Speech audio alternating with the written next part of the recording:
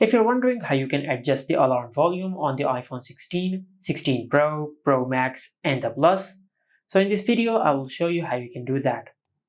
First of all, just go to Settings, then tap on Sounds and Haptics. Now to adjust the alarm volume, just increase or decrease this slider over here. This slider controls the alarm volume and it also controls the ringtone and alerts volume. And if you decrease this slider, you will decrease the alarm volume, but you will also decrease the ringtone and alerts volume. And the same goes if you increase this slider. If you increase this slider, not only you will increase the alarm volume, but you will also increase the ringtones and alerts volume.